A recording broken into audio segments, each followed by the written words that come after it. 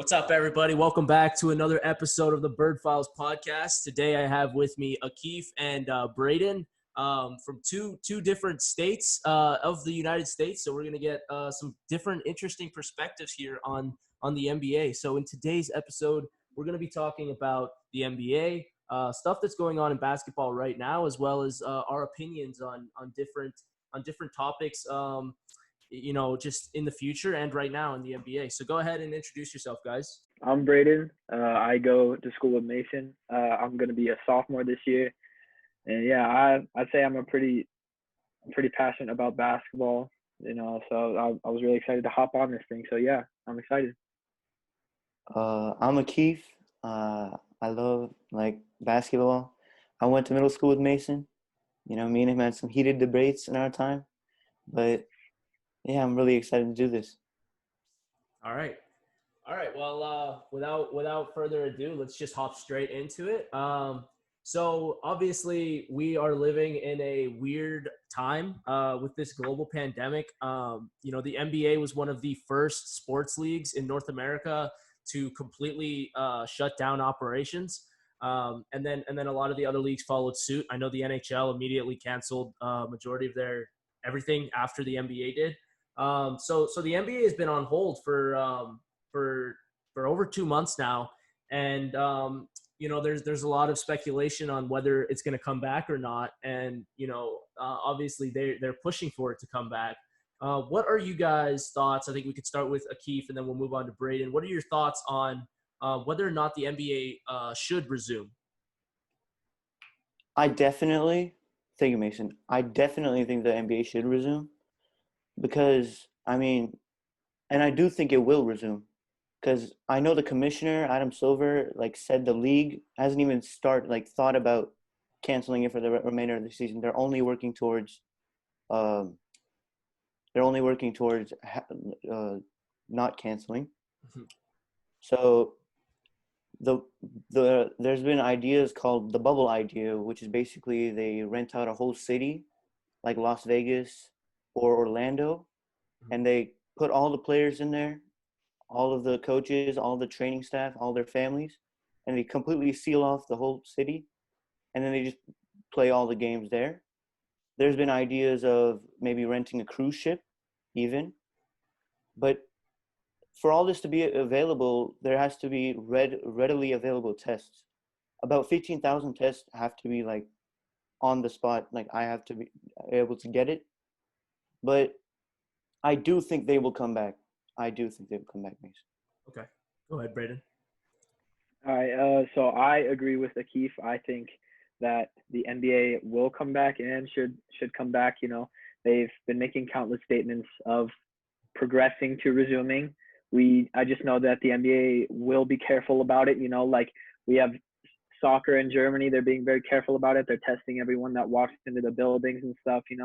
That should be a basis on what should happen if the NBA returns. So yeah, I'm looking forward to the NBA returning. That's what the NBA is commenting on this situation. They just want to progress forward into resuming. So yeah, that's my take.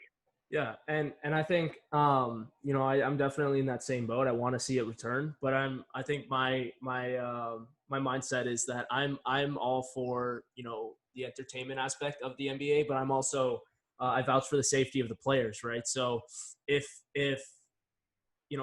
obviously you don't know, people could be asymptomatic. I mean, there could be guys right now. Donovan Mitchell was asymptomatic, tested positive. You could have guys who you just don't know. And then, yeah, you're right.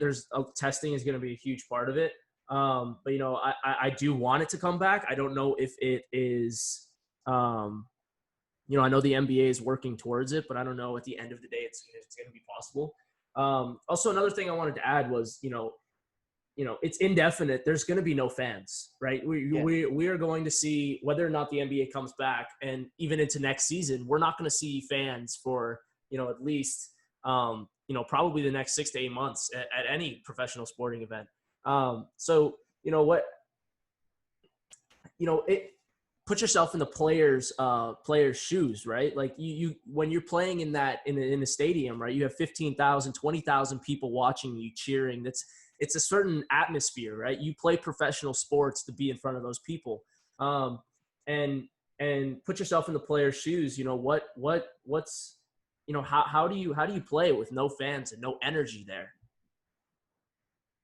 I mean, basketball is really like a sport that allows you to, it's a momentum-based sport. So it's basically up and down all the time. It's fans really do help these players. Like even if it's an away game, some players would feed off that like away game energy and play better based on that. So having no fans will like definitely like impact like how these players play, I feel like. Yeah, I completely agree with that. Like the energy from the fans is really important when it comes to games.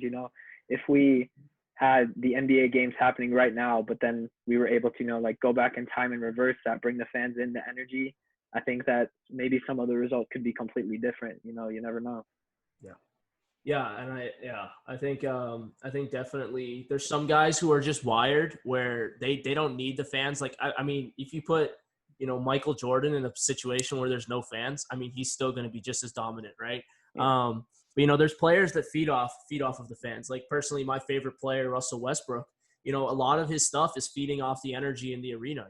He'll have like a blistering dunk, and then he'll go over to the stands and be like, ah, Yeah. but with no fans, what is he going to do? Is he going to dunk the ball and then, do that to nobody? So I think it'll definitely have an effect. And then another point is that they were talking about, if the NBA does resume, if a player tests positive, he's out indefinitely, right? So let's say the Milwaukee Bucks are in the Eastern Conference Finals and Giannis tests positive with COVID-19. That is a make or break situation where arguably a top, 3 player in the NBA right now just gets taken away from your team and in an important playoff series. So, how do you work with that? Because you need those guys. Let's say LeBron James, right? He's a massive part. He's basically, the Mr. LA. Yeah, I mean he's the facilitator of that Lakers team. How do you deal with something like that coming out, and how do you move on? It's definitely hard. I mean, it's like I don't know if anybody could actually come back from that, but that team I feel like just has to go on. But it goes back into the dealing of sports has to continue, I feel like, because even during World War II, sports did continue. Like Franklin Roosevelt said, baseball should continue because just to keep the morale of the people like going and like keep the American culture alive.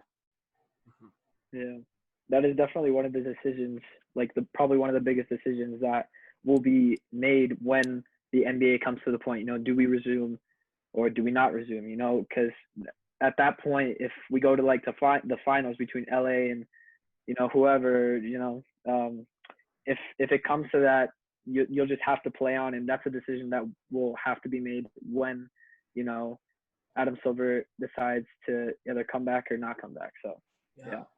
But, do you think that's worth it, right? Let's say, I mean, a lot of the viewership that comes in, I mean, the NBA is a very star-orientated league, right? You're not watching the Milwaukee Bucks to watch Pat Connaughton play. You're watching the Milwaukee Bucks to see Giannis and Chris Middleton play, right? You're not watching the Los Angeles Lakers. Oh, I mean, some of you might be, but you're not watching the Lakers to see Caruso dribble up and down the court, right? At the end of the day, you're there to watch LeBron. So you take away these star players, and you're already losing all of the ticket sales money. Let's say, let's go back to LeBron in the playoffs. He has to sit out due to COVID-19. I mean, you're losing a lot of revenue. So there has to be, the question put up, is it even worth coming back if this is going to be a scenario that is possible? And, I'm not going to say likely, but it's very possible that this kind of stuff can happen. I mean, is it worth, bringing it back if this kind of stuff is going to happen? I think like because you're relying on what I said, like how I told you guys about the bubble thing, because you're isolated in one place with no exterior contact at all. I feel like maybe you have to rely on that just a bit. And I feel like if it gets too out of hand, then recancel the season. But basically, yeah. Yeah. I like that bubble idea though. I like that concept. It's pretty good. Okay. Okay. So I think it's pretty consensus decision here, or unanimous decision, I should rather say, that the NBA should resume. Um, and so with that, I'm gonna go ahead and move on to the next point here. Um, so I mean, the G League in 2018, the G League and the NBA agreed that high school players could go to the G League rather than the college route. We didn't see that happen very often at all up until this year, where the G League decided to implement, this new development program where all of those high school players would be put into the same team. And then you see guys like Jalen Green, the number one, rated prospect in the nation, Daishan Nix, Isaiah Todd, and you have the 5-star Filipino prospect. Hold on. Let me look. Let me get his name here. Kai Soto. You have Kai Soto. So you got four big names rather than going to play Division I basketball, going to the G League. And so, do you guys think that this is a route, that would be more beneficial than the college route, or what's your thoughts on that? Go ahead, Braedon.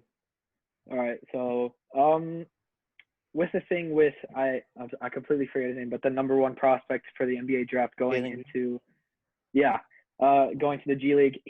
I remember watching that his live stream, and then I remember watching that, and financially he saw it as a good idea, and I think financially it could really like pull a lot of players in, because we now know that it's a huge debate whether D1 athletes should receive some part of the revenue that their colleges receive. So the financial part of this whole debate is huge in this prospect. I think that without the financial part, maybe it's debatable, but Jalen Green may not have gone to the G League and instead of just gone to his D1 college or the NBA. Yeah. I mean, I'm all for D1 athletes should be paid. I mean, the things these guys do on the court, it's crazy not to pay them. I mean, they have nothing to rely back on. Let's say they get a really bad injury, they have nothing to rely back on. They lose their scholarship, and that's it. They're done. But I think these guys should be paid, and they should be able to sign their own shoe deals and stuff like that. And the G League allows that. The NCAA is really going to take a toll on this unless they fix something really quickly. The G League they pay for their tuition, so it's not like they don't get education. They pay for their like Jalen Green, for example, he get his tuition paid for, he'd get a salary, and he could sign whatever shoe deal he wants to. And I think that's pretty fair for what he's going to bring to you on the court. Yeah, and I think an argument that people who vouch for the NCAA have is that they're getting their education right along with being this Division I prospect, and they have this opportunity to be a star on this nationally televised level, right? So like Zion Williamson, he is that star. He has that. Everybody in the nation knows Zion Williamson because he played that season at Duke. So that's an argument that's put forth by people who vouch for the NCAA. In my opinion, I think that, these guys are not going to these colleges for education at all, right? Like if Zion Williamson wanted to be an engineer or a doctor, he's not going to Duke. That's just the how it is. So I think that kind of puts down that narrative. But what are your thoughts on that pushback, saying that it's about the education and that star platform that they would receive in the D1 level? I mean, just like you said, Mason, it's like not like Jalen Green wouldn't want to learn college arithmetic for whatever reason. Like this dude is trying to get to the NBA. He's trying to be an NBA player. That's his main goal. That's every high school player's goal. And by doing this, he's gonna exert 100% of himself, but he needs something in return to fall back on. This is just because he's human. I mean, but I do think that argument isn't valid, honestly, for this, because they're getting an education anyways from the G League. Yeah, I completely agree with that. Before, what I don't even know exactly how to put this. Like the NCAA is kind of has like a screen put in front of it, but in front of the basketball portion with education.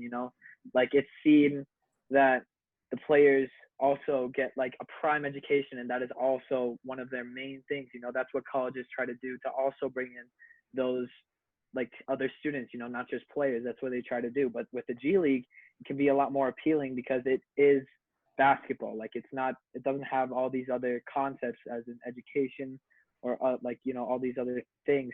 So the G League now seems a bit more appealing because of like Akif said, like shoe deals, financial stuff, so yeah.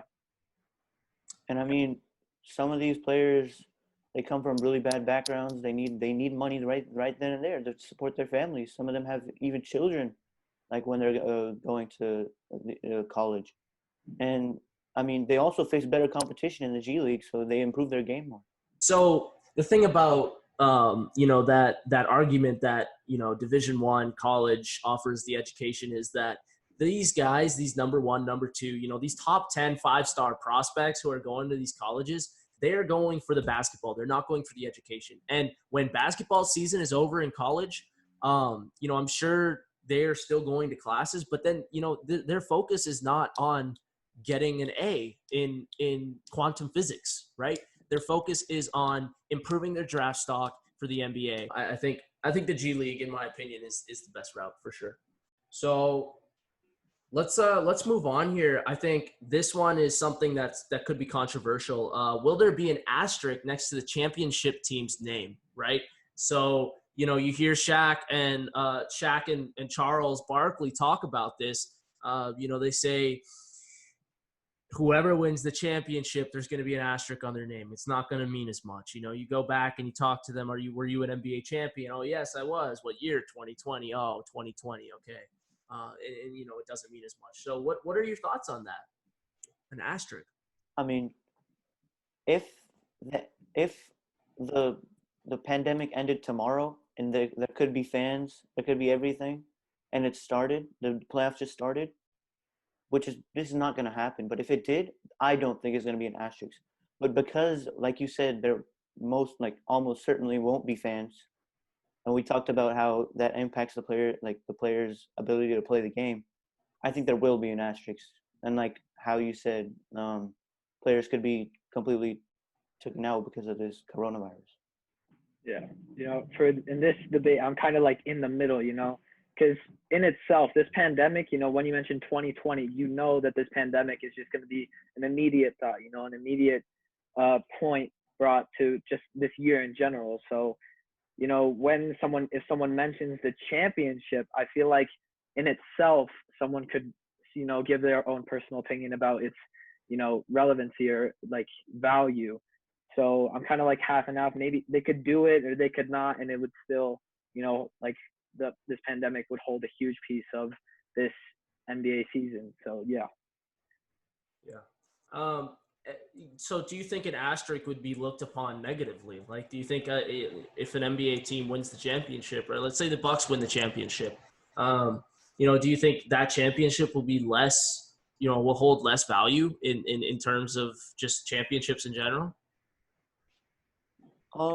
Maybe it's just the fans and the society's thought outlook. It's just, you never know. So it's like, they could be like, oh, that was the year of Corona. I mean, they didn't play all the games, but they could also say, you could also make an argument for, I mean, the competition was much fiercer because everybody, like all the everybody was so anxious to play basketball, like the Russell Westbrooks, the LeBron James, who love the game, the Giannis's, they were just bringing their A games because they had rest too. So the competition might have been fiercer. So you could go with, you might not have to undermine that, but yeah.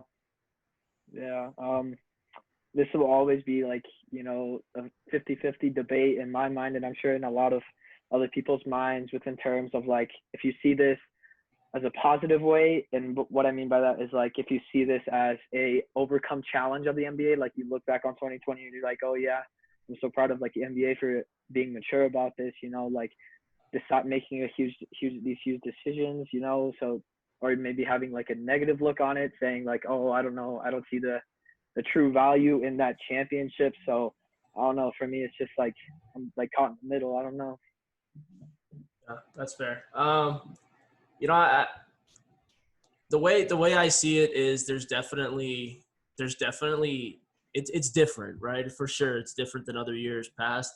Um, but I don't know necessarily like you guys said, it's going to be 50-50. But for me, I don't think it should be looked at negatively.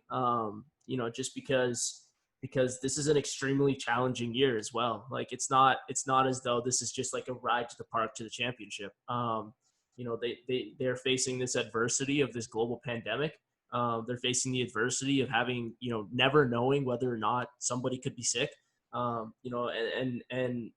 facing the adversity of, these guys have been locked up at home for 2-3 months, some of them without basketball hoops. Right. And so you don't know, it, let's say that Milwaukee or LA wins the championship, and, a lot of the role players who get 10-15 minutes just haven't had a basketball in their hands. I think that's really impressive that they were able to come out and do that. So, I mean, I think it just depends on how you look at it. And, like you guys said, there probably will be an asterisk, but I don't know if it should be taken, negatively, as some people look at it.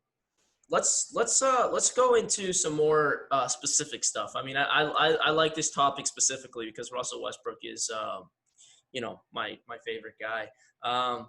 Unfortunately, everything kind of fell apart in Oklahoma City last year. Paul George gets moved to the Clippers, and Russell Westbrook shortly after gets moved to the Rockets. And so, what is your initial reaction at that trade, and then what is your thoughts on the future of the Oklahoma City at that moment? I mean, the OKC Thunder, I'm not going to lie to you guys. I was on the train of, okay, OKC is done. I know.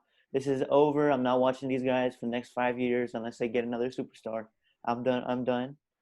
But, oh my goodness, Chris Paul is just, I don't know what he's done for this team.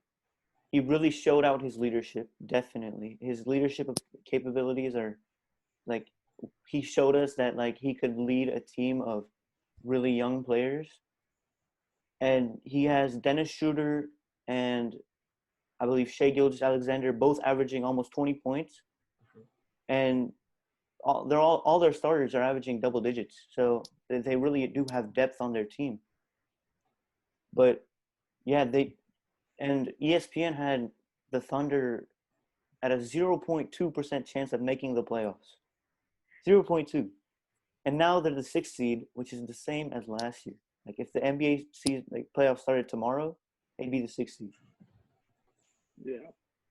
I'll admit that before this season started, I only knew Chris Paul and Steven Adams off of the OKC roster, but now it's not even those two. It's not even about them anymore. I mean, it is, but they're drawing so much more attention to their younger stars, their entire roster as a whole, their team, like their staff, just like people are just asking like, what's going on? Like, what happened?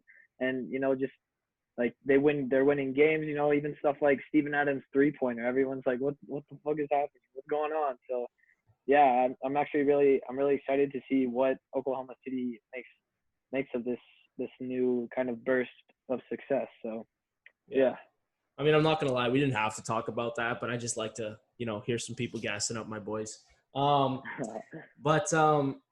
Okay, so with that, I wanna like transition, continuing to talk about Westbrook and his tenure with the Houston Rockets. I think a lot of criticism with Westbrook in the past years is he pads his stats, right? And I'm probably biased here, but I don't see a problem with padding assists personally, because an assist is equal to 2 or 3 points. That's just it. Like, if you pass the ball to someone and they score, you're helping your team. So I don't care if he, has 35 rebounds and he's passing off the ball when he has an open dunk. It doesn't matter, because points are still being made. But I think a common argument about Russell Westbrook is he stats, his pats. Also, people talk about his shooting ability. And Westbrook, quote unquote. And I think I think he's very I don't he's overhated. I mean, what do you guys think about that? Russ Westbrook brings something to the table that I don't know who else can. The guy, you can never diss Russell Westbrook for not bringing his A game. The man brings his A game every single game. That's why like watching Russell Westbrook is fun. Like it's amazing because he never gives up. The guy never gives up. So you can't really, and he's even in OKC when KD left, he was such a team guy. He averaged a triple double that season. Like he's been Mr. Triple Double since then. And I think because Russell Westbrook has so much energy and that dog in him, he makes a lot of other players and a lot of other people dislike him because of that. Yeah, I don't know. I see Russell Westbrook as an all hustle guy. I don't hate him. I think the only thing is that he did become, he broke his triple double record against Denver, which kind of gets me mad sometimes. But I see that dude as like a really good basketball player. He's all hustle. He works.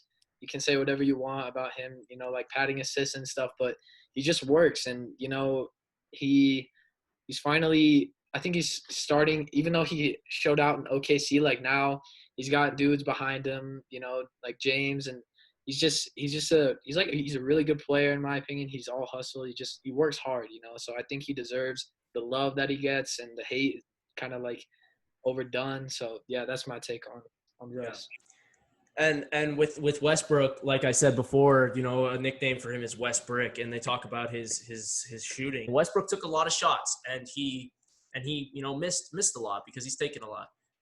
But the thing about Westbrook is you have to remember he was at one time the scoring champion of the NBA, and you are not the scoring champion of the NBA shooting bricks, right? You don't get into the NBA shooting bricks. And I think a lot of his hate is over his shooting. But if you look at his percentages with Houston this year, I mean, he's shooting 45% from the field. And, he's not the best three-point shooter, but you cannot knock him for shooting this year because especially when James Harden was having that little slump where he was just, not playing good basketball. I mean, Russell Westbrook was carrying that Rockets team. And, that's what I have to say about it just because, that's my guy and I gotta stand up for him. Yeah, I got nothing but respect for that dude. He doesn't matter, like, even if he takes a lot of shots and misses a lot, he's still, like, you watch games and he has the most shots, but he also has the most points. So even if he misses a shot, he's still make sure that he gets the ball and is scoring. So, yeah, I got nothing for respect for that dude. So, yeah. And I can't help but address those Houston Rockets fans who just blatantly disrespected Russell Westbrook for years on top of years, calling him Westbrook, a stat pattern, a terrible basketball player. And the minute he gets traded to the Houston Rockets, all hail Westbrook. Oh my God, this guy is nasty. And if I'm not mistaken, Akif, yes. I mean, from our, debates in 8th grade Spanish, you are one of those people. So what enlightened you to the fact that Russell Westbrook is just an absolute dog of a basketball player? Okay, Mason, look. The Rockets, when Russell Westbrook played on OKC, when the Rockets and OKC matched up, that was a big matchup. They had some kind of rivalry going, and I mean the Rockets fans could not help but dislike every team when they play against Russell Westbrook hates Russell Westbrook. Like when they play against him, they're like, man, this guy is always so loud. Same thing with Patrick Beverley. He has that type of Patrick Beverley. That's why him and Patrick Beverley go head to head all the time. But I mean, he makes himself so easily able to hate. But when he came to us, that's when we realized, oh shoot, this guy is actually great. So yeah, that's definitely a a big mistake on the Houston Rockets part. But I mean, the guy's doing good, so Yeah, he's one of those guys that you'd hate to play against him, but you love to play with him. yeah. This is an interesting question. I'm interested to see what your views are. So you're starting a new team. Okay, let's say you are an expansion team and you get to have you get to pick one of these three guys to be your core piece. Are you going to take Zion? You're going to take Luka? Or are you going to take Trae Young? Cool. Oh, this is difficult. Go ahead, Braedon. Okay, so Zion, Luka, or Trae, you said, right? Yeah. Damn. Okay. I don't know. I say Zion. We haven't seen exactly enough of him yet, and you might be able to say the same about Luka, but Luka's off. He's going off right now. I don't know, maybe, but I don't think I've seen enough of Zion to say that he could, start this roster. So I think I'd go with Luka. Luka, for the Dallas Mavericks has been huge, like absolutely insane for the Dallas Mavericks. Huge.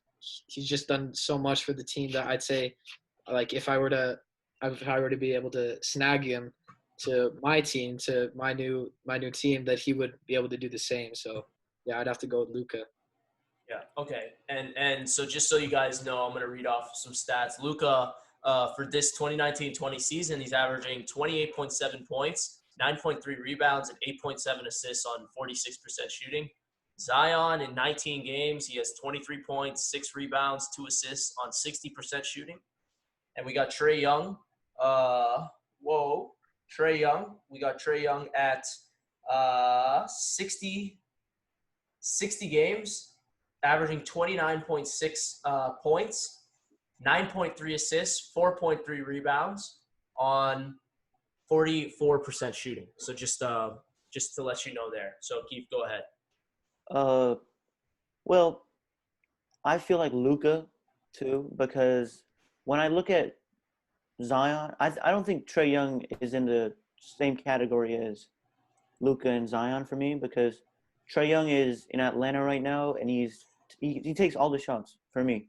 He's taking all the shots. He doesn't really have a supporting cast. His team is not doing great.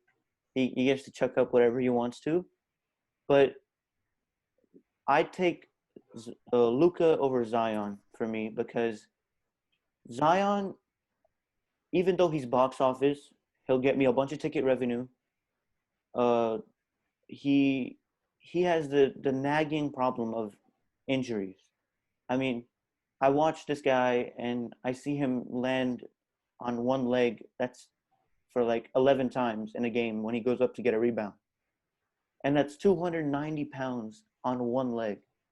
I mean, I'm scared I'm going to see the same, like a repeat of Derrick Rose, where Derrick Rose's athleticism was just too big for his body. I mean, that's in the end, I think, why he tore his ACL. But I'm scared Zion, because he's so explosive and he's like so athletic, a freak of nature, that his body's not going to be able to handle that.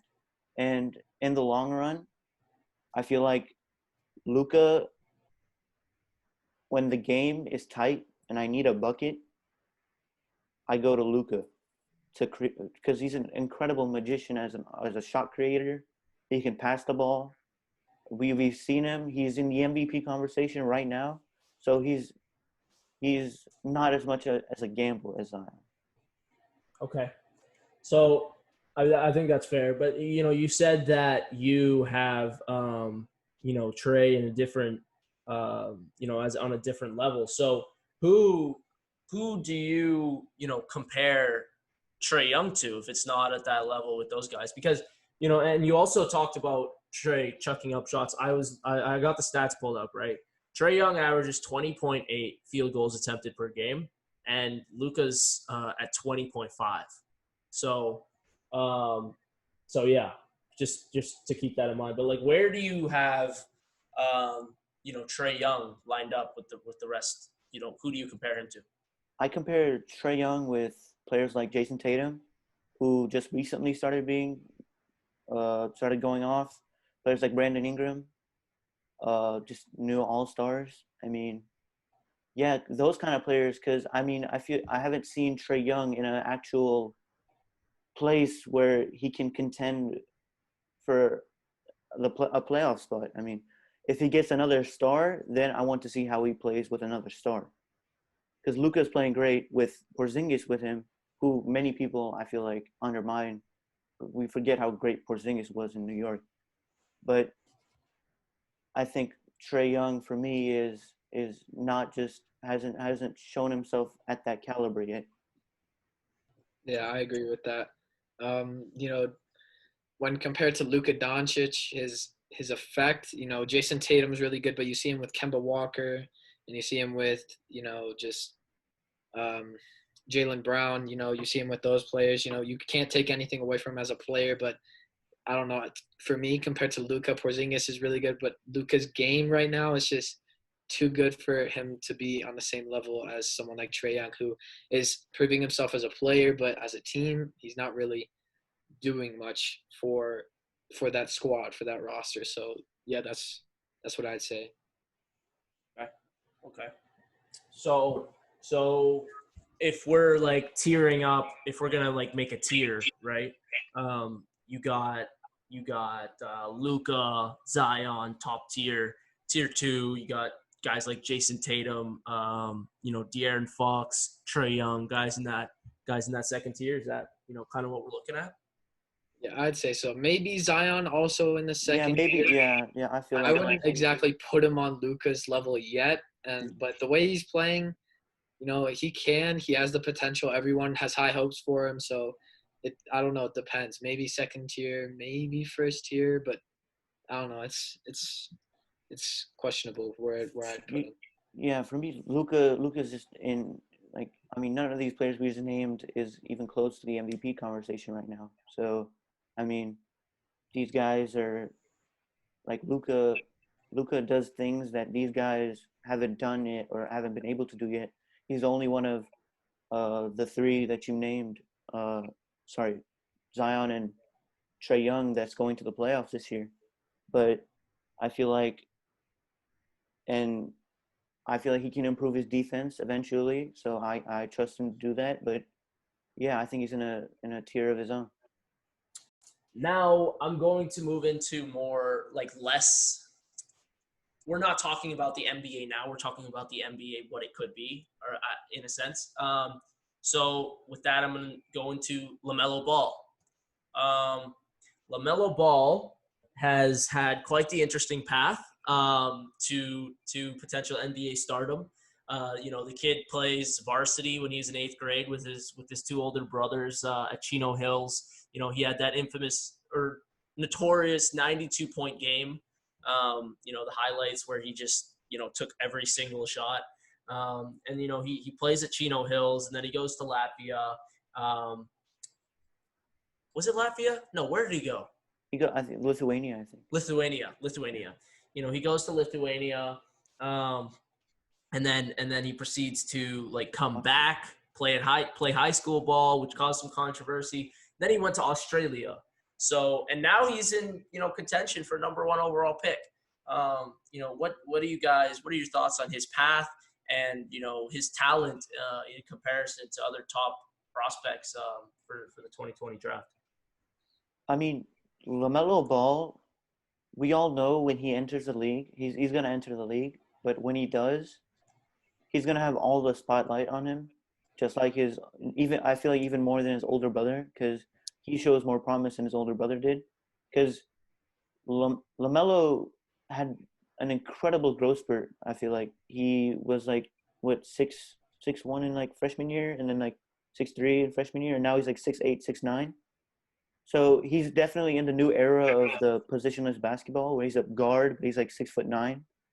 So I feel like when he enters the league, he's gonna be playing. He's already been playing with grown men, so he's gonna have that good competition going. Like he's gonna have his game is gonna be polished, and I feel like he could be a primary scoring option on a team because he's a scorer. But and when he went to Australia, watching his highlights, I see his playmaking ability like really increased. So I mean, put him next to a star, and I think they could do great things. Yeah, I agree 100%. You know, like I've been paying attention for the Ball family for a while. You know, um, just watching. I didn't watch the documentary that often, but I just remember, you know, always seeing the Ball family just pop up, and you know, Lamelo. You know, like Mason said, playing varsity as an eighth grader, just little stuff like that, always contributed to like now. You know, the Ball family itself, they're just really renowned. So when Lamelo enters the league, it's just going to be huge. I think, you know, I'm excited for it. It's going to be absolutely like gigantic when he enters the league because of how much like energy and how much momentum he's built up with his name until now. So I think he'll be pretty good. I think he will need a star though to get some good stuff done in the league, you know. But yeah, I'm excited to see him play.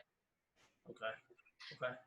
And I'm looking at the 2020 mock draft here. So the teams that are in like the top 5, like top 7, top 8, there's Golden State, Cleveland, Minnesota, Atlanta, Detroit, New York, Chicago, Charlotte. And I can see like on all of those teams, he could be like a weapon. But you know, where do you think, you know, he could have the most impact? And I'll say the names again. You have Golden State, Cleveland, Minnesota, Atlanta, Detroit, New York, Chicago, and Charlotte. I don't think he's going to be really impactful in Golden State, considering that their backcourt is already, you know, they're planning to make like the Golden State has always struggled with the big man position, so they need to. I feel like they need to make moves for that. So even if they do acquire LaMelo, they might trade him on draft day, but um, I think he'd be best fit maybe for the Cleveland Cavaliers because the Cavs they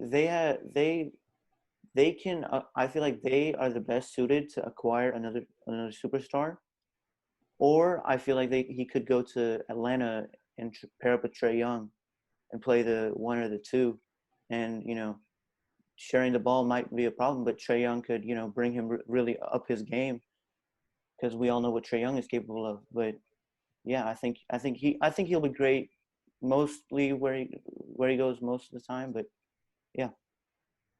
Yeah, I'd say that he'd be a great fit for all those teams, probably except for the Charlotte Hornets. You know, they lack in a lot of stuff that I think that would just like decimate his year when he enters the league. You know, for a lot of the teams that you just named though, they have like I don't know for Golden State, like you know, Akif was right. They have a lot of players that are irreplaceable. You know, Stephen, Clay, Draymond, Andrew Wiggins. They got a lot of players that he won't fit, but you know the Cavaliers. I think he can fit in there. He can fit in a lot of those teams that Mason just named. So yeah, I think that any of those teams would be a good fit, except for Charlotte and probably Golden State. So. Okay. So talking about Cleveland, right? They have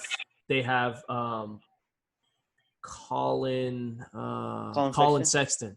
Colin Sexton. And so he has been their point guard for the last 2 years.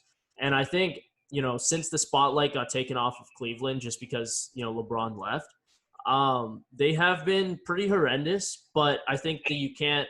I mean, Colin Sexton is severely underrated. I mean, the guy has averaged, you know, 20 points or like 19 points both of his years in the NBA. So I mean, I definitely could see LaMelo going there and being a 1 or 2, but I think you know you got to give some credit to Sexton, especially you know for what he's been able to do there.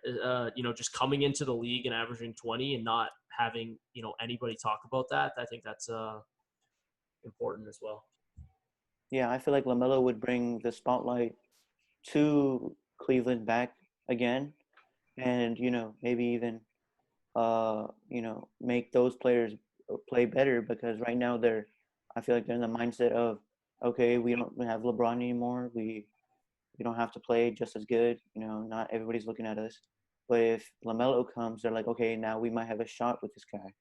So, especially with Kevin Love in them, unless he leaves. Kevin Love is a vet that LaMelo might need in the long run. But, yeah, I feel like he'd do great in Cleveland. Yeah, for sure. You know, they got Matthew Della Vedova. That's how you say his last name. You know, and I remember always playing 2K, and he'd typically be a sixth man. You know, he'd never really find himself on that roster, and I see him as a replaceable player. You know, he's been at Cleveland for a while. I think maybe he's gone to a couple teams, but he's back at Cleveland now as a starter, and you know, they could do something with that. They can say, you know what, like we'll trade this guy and we'll bring LaMelo, and I think Cleveland would be a really good spot. So yeah, that's something I'd like to see. All right. Okay. So LaMelo Ball, I mean, just an over summary, you know, from you guys, you think he would be a good fit? I mean, and have an immediate impact as soon as he comes into the league. Okay, cool. Who is the best center in the NBA? And I think this is a tough question because the league has been we've seen more and more very, very good centers coming in. I mean, the center position used to be one of the most important, back in the day, where centers were, getting 20, 30 points a game. And then we kind of saw that fall off as the shooting became more prevalent in basketball, and we saw guards take on more of that scoring role. But I think, as the game has progressed, we've seen more and more talented elite centers. So with that being said, who do you think is the number one center in the NBA? This might sound a little bit biased, but for me right now, I got to go with Jokic. You know, I have a list in front of me with the most triple doubles, and he right now is the center with the most triple doubles that is still active. You know, crazy stats right now, even though he doesn't get as many points as you'd see in like Jamal Murray. He still pulls the assists and he still pulls the rebounds. You can kind of see him as an all-around player. You see him shooting threes a lot. You see him just being an aggressive player, getting those assists, behind the back and stuff. And I know this sounds a lot really biased, but that's who I gotta go for. You know, Nikola Jokic has been balling out. His team is fourth right now, or third behind the Clippers right now in the Western Conference, and Nikola Jokic is a huge contribution to that. I think without him, the table would be really different. So, Okay. yeah, that's what I got to go for. Okay, so Keith, before you go, I gotta ask. I mean, how do you compare Joel Embiid to Jokic? Like, what boxes does Jokic check off that Embiid doesn't? I mean, how the hell did you know I was gonna pick Joel Embiid? Well, I mean, I think it's a pretty close choice between Cat, Jokic, and Embiid. But yeah. You know, I mean, we can all agree that Nikola Jokic is the greatest passing big man we've ever seen. I feel like that's for me. But in terms of like when you step on the court, and this is all we're looking at if healthy, I believe, right? If healthy, Joel Embiid has like extreme his capabilities of stepping onto the court and just dominating are, I feel like he has that kind of capability. And I mean, when he steps on the court, he has that. You saw him fighting with Cat this season. He has that dog in him that he just wants to, just get rid of everybody.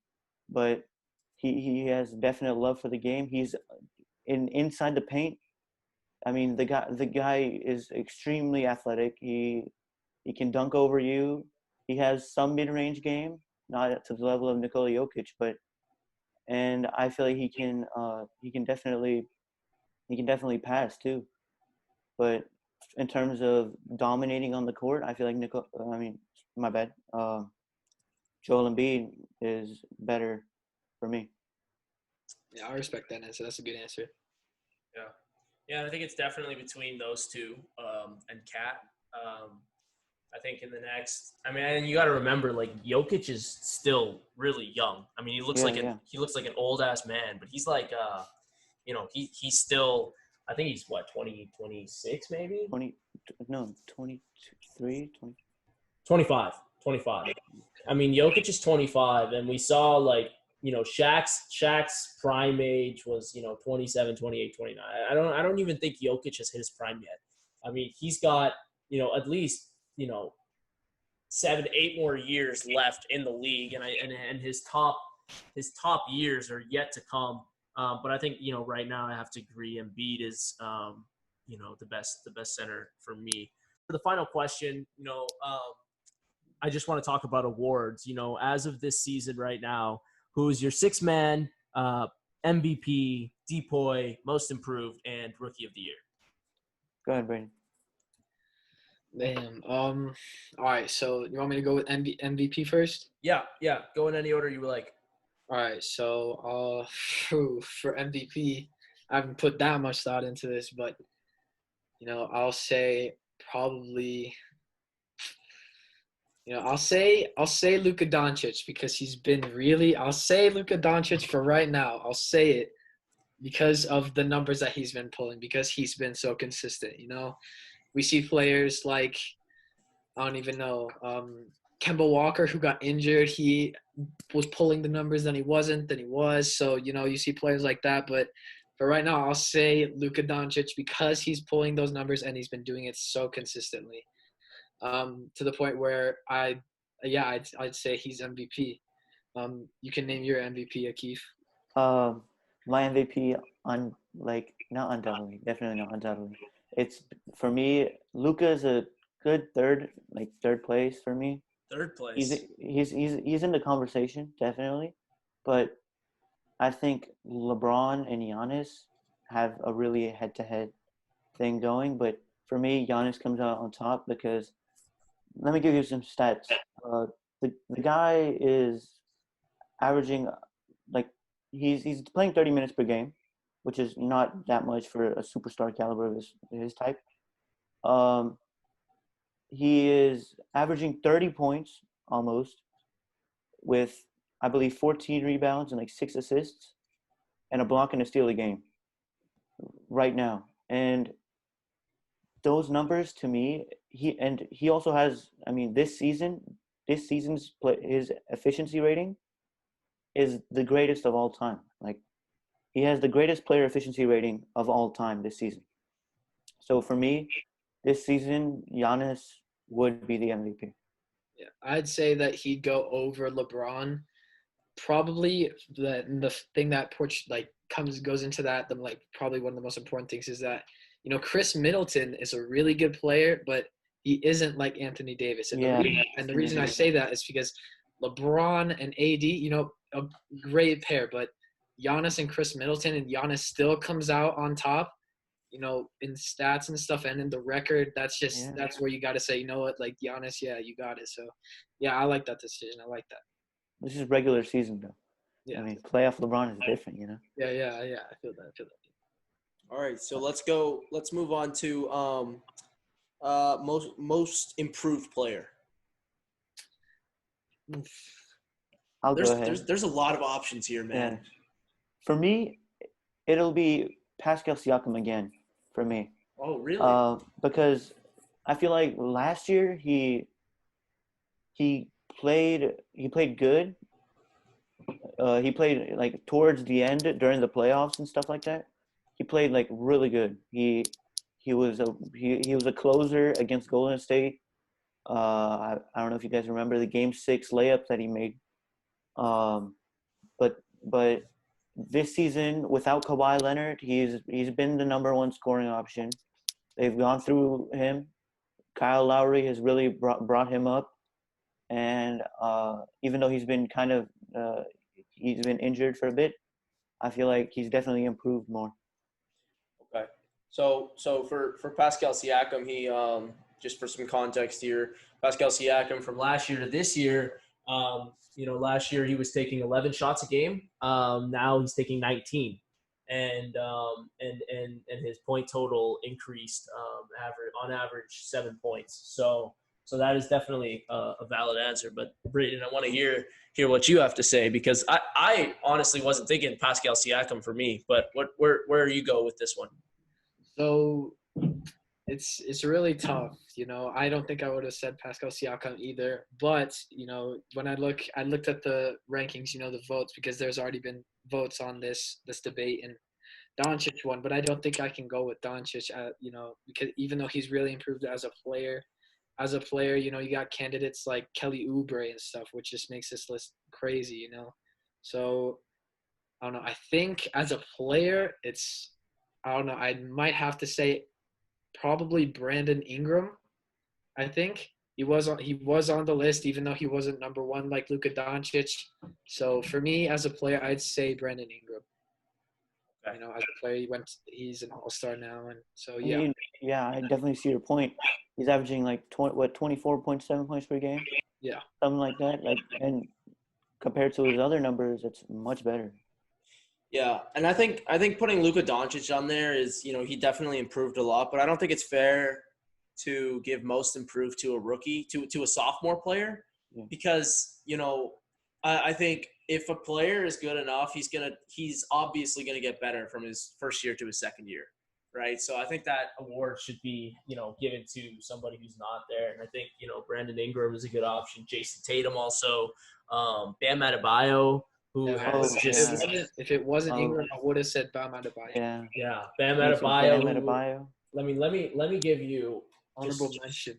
Yeah, Bam Adebayo from last year to this year, increased his point production by 100%. Like he went from by 100%. He was averaging 8.9 last year, and he's averaging 16.2.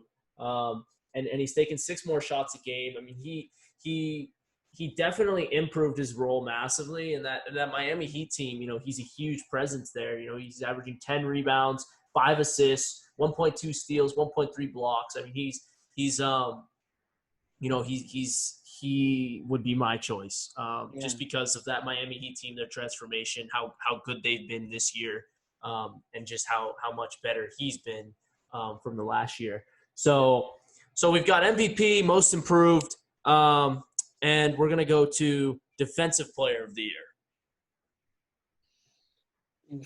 Oh, you can go, Akif. I don't even know, man. I think this year I would have went with Kawhi, but Kawhi hasn't been playing enough. I mean, for me, if you load manage that much, I don't know if I can control on your, look at your actual regular season, because Kawhi Leonard has basically said, screw the regular season, I'm going for that chip. That's what he said. But I think definitely Anthony Davis is in that conversation. For me, for me, Anthony Davis would be my pick. Jimmy Butler's in that conversation, but I feel like Anthony Davis, he's really taken that, before the season started, Anthony Davis, he's been forcing LeBron to play incredible defense. LeBron has been exerting himself on defense more than the past couple of years that we've seen because of Anthony Davis. And Anthony Davis said, my goal is to win the Defensive Player of the Year award. And we've seen him do that. Seen him not improve, but put more effort on defense and actually bring himself out more. So, yeah. What do you think, Braedon? We saw Rudy Gobert win last year. I don't know, maybe he's a candidate, but for me, I have to agree with you. I'd say Anthony Davis as well. He's bringing not only to himself, but to the entire Lakers squad a better defensive perspective, not just himself as a player, but as a team. So, yeah, and he's pulling the numbers too, so I got to go with Anthony Davis as well. Okay, so you guys are saying AD. I'm looking at some stuff here where some of the voting was split between Anthony Davis and Giannis. Giannis is definitely in that conversation too. Yeah, but just looking at the stats, Giannis is averaging 1 steal, 1 block, and I know it's not all about the stats; it's about their game as well. And I know that Giannis is an extremely good. He's a good perimeter player as well. He's just he's a good defensive player in general. But I think multi-position defender definitely. Yeah. And if we're looking just based on stats, I mean, AD is averaging 2.5 blocks and 1.5 steals. So, I'd probably give that to him as well. So I'm gonna go to 6 man here, which is it's always the Clippers have always got guys in this conversation. I think Dennis Schroeder is a valid option for this. But so who do you guys have in your 6-man spot? For me, like you said, Dennis Schroeder's good. Lou Will, I think, will win again, honestly. Yeah, that's my answer too. I Honest. gotta say Lou Williams as well. Yeah, Lou Will is just, I mean, the guy, he'll come off the bench, but he'll also close out, like, he'll close the game out for you. Like, the Clippers rely sometimes on Lou Will in those moments to actually, he's basically what makes the Clippers so deep for me. Um, he'll close out the game. He'll give you 19 points, 20 points, stuff like that. He'll be the primary scorer one game. He's something to definitely fall back on, which is basically what the 6-Man of the Year award is for. So I think Lou will, definitely. Yeah, man, I think he should get it for a third year as well. Yeah, I completely agree with what Akif said.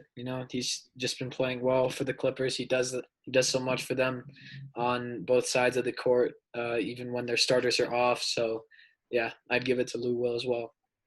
I think Dennis Schroeder should take it home this year just because, Dennis Schroeder's averaging, 18, 19 points a game. And especially with this OKC team where you expected so little from them. Yeah, him coming off the bench and being that presence, good for 20 points a night. I think that's, I think that is worth more than Lou Will being a fallback player for a super team. And that's just, what my opinion, because, if I look at the two teams, I think Dennis Schroeder's position on the team is much more impactful than Lou Will, just because of, you have guys like Kawhi and Paul George, Montrezl Harrell.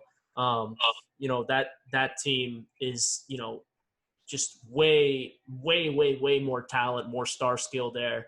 And I think that the role that Schroeder plays is more so of a role than Lou Will.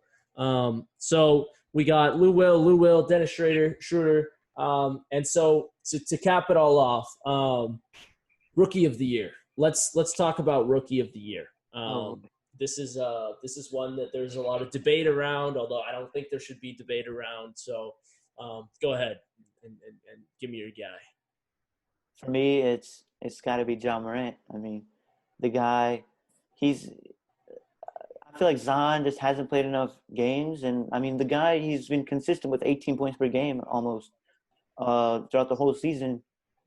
We all know rookies hit a rookie wall, and I feel like he really hasn't hit that yet. He has, but he hasn't really shown significant signs of slowing down. I mean, his team is in the playoff picture. He's the 8th seed. And I feel like because he's gone through the whole rookie year and Zion just hasn't done enough, like hasn't played as many games. I feel like Zion is more talented as a player, but right now, Ja Morant is just my pick. 100% Ja Morant, bro. Like, he's just – I love watching Ja Morant play, especially, like, I He can reminds me of Russell Westbrook, definitely. Yeah, bro. Like, that dude hustles on and off the ball, and people always say, oh, he's too skinny. No, but I just have so much respect for Ja Morant. When I think Grizzlies, I think Ja Morant, bro. Like, and he's only a rookie, so I gotta go with Ja Morant. Yeah, I mean he's definitely a glue for that team. I mean they kind of rally around him. Him and Jaren Jackson is a fun duo to watch, and I'm excited to see how that Memphis Grizzlies team continues to develop and grow as the years go on. I mean, he's had a couple of just stupid dunk attempts that if they went in would have been just the nastiest thing I've ever seen in my life. Like that Kevin Love one. Love one. Oh I think man, he did one over Anthony Davis almost. Yeah, I mean he's tried some pretty saucy stuff. Unfortunately, it didn't go down, but I mean I think eventually he's gonna get some of that stuff to go in, and that's gonna be all over ESPN. So I'm looking forward to that. With that being said, I think we've covered most of the stuff that I wanted to talk about. I definitely enjoyed this conversation with you guys, and I as soon as the season resumes, I think it would be really interesting to kind of meet back up with you two and continue to talk about stuff, and maybe if our opinions have changed on different things. But yeah, I'm really happy we had this conversation. I enjoyed it, and if there's anything you guys want to shout out, any plugs, go ahead and sauce that out. I mean, honestly, I just want the channel to grow. Yeah. I love what you're doing, Mason. What you're doing is great. This podcast thing is cool, and hope it takes off from here. Yeah, man. Seeing this thing on Instagram, I knew from the second I saw, like, this is the shit right now, bro. Like, Yeah. I gotta get into this. So yeah, I'm excited, bro. Like, for more episodes and stuff. Like, so yeah, keep doing what you're doing.